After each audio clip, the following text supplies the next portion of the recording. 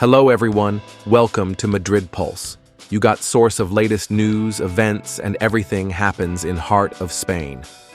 The Frenchman opened Madrid's win at the Sánchez-Pizjuán against a Sevilla side that had 9 players in the entire second half due to the expulsions of Valverde and Isaac Romero. Bellingham completed the scoring. Madrid fulfilled its obligation in Seville by securing victory and helping Mbappé move closer to the Golden Boot.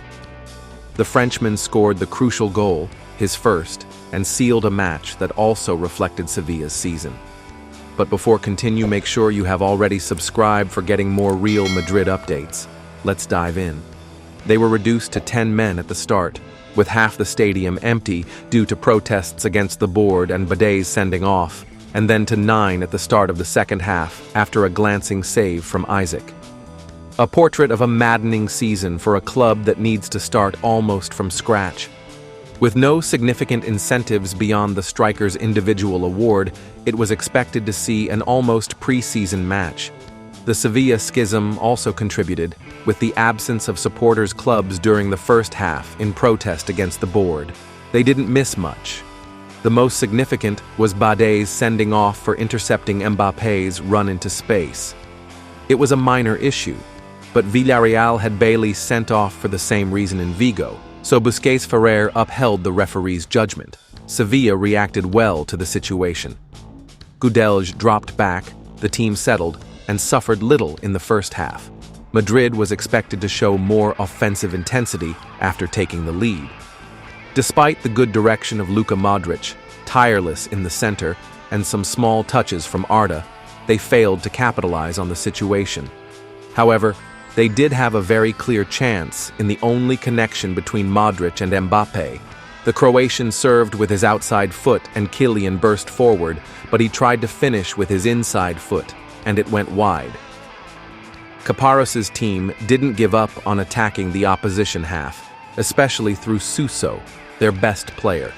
His efforts were rewarded by forcing a clear chance. Garcia Pascual pressured Jacobo, who mistimed his shot. The striker escaped one-on-one, and Lunin, a surprise addition to the starting lineup, made a strong showing to prevent a 1-0 lead. The crowd returned after the break, and so did Isaac Romero for the Sevilla side. The youth team player came on overheated, and in the first attempt, he smashed Tchouaméni's shin with his foot. The referee acknowledged the yellow card, but VAR warned him that the action was reckless. Red, Sevilla with 9. The situation was looking ideal for Madrid. Not even then. Madrid didn't increase their tempo, as if convinced the goal would come naturally. They used a lot of horizontal passing and little movement off the ball, the same as they'd been doing all season, but aggravated by the opponent's obvious inferiority. The only thing that altered the tempo of the match was the massive protest from Sevilla, with balloons and papers thrown, which brought the break to an early start. The perfect opportunity for Mbappé to grab the Golden Boot slipped away, so the Frenchman didn't leave it to others to do what he could. He ran for a diagonal from the left and smashed the crossbar.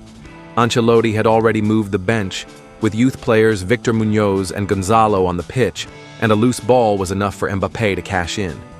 He received Modric's pass, crossed, slid 5 meters from the edge of the area, and powerfully crossed low, just inside the post.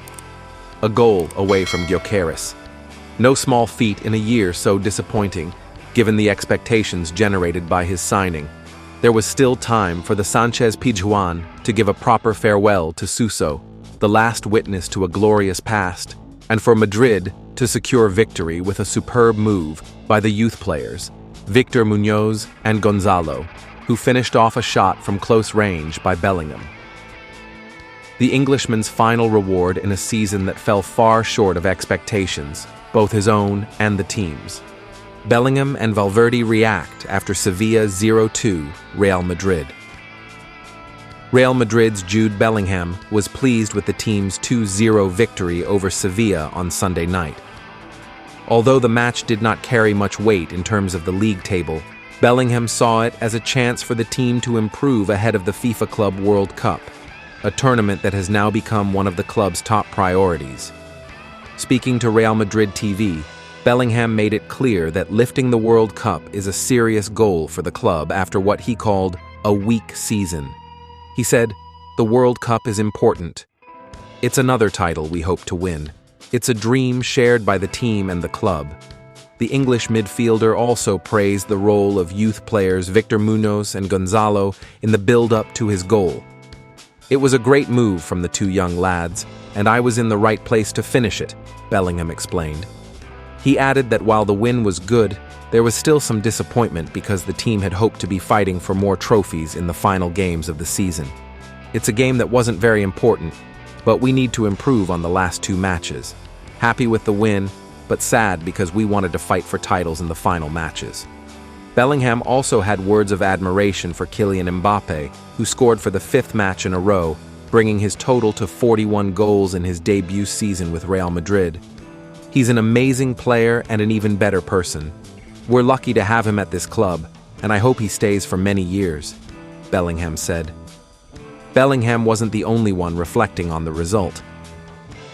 Midfielder Federico Valverde also spoke to the media, highlighting the team's strong mentality even when the pressure is off.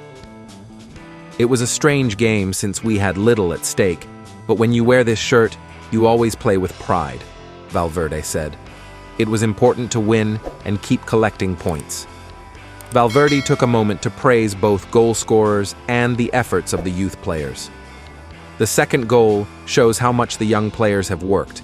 They deserve the recognition," he added.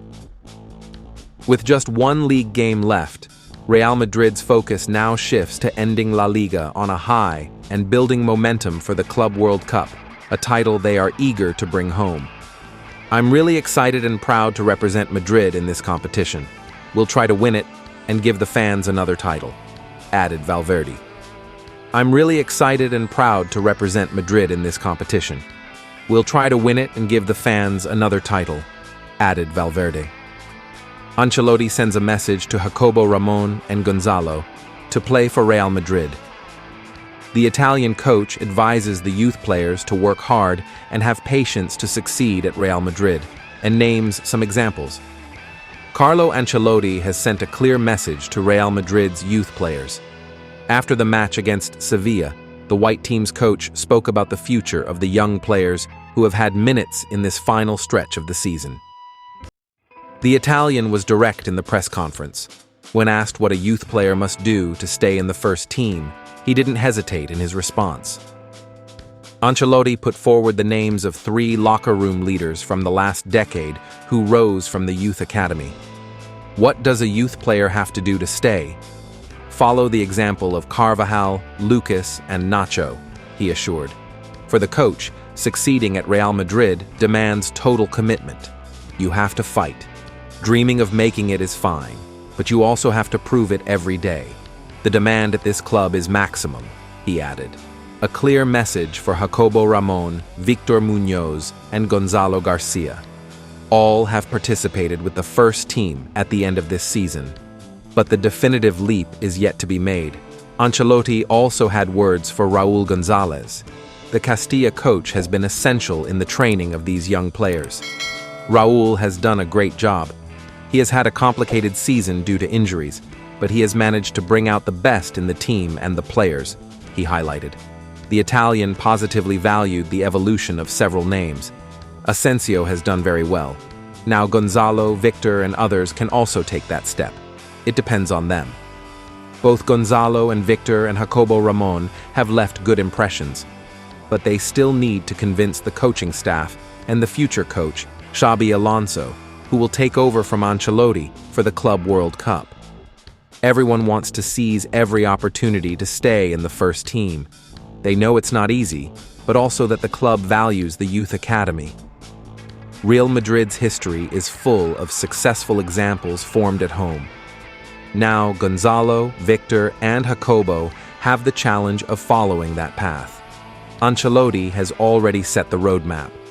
The rest depends on them.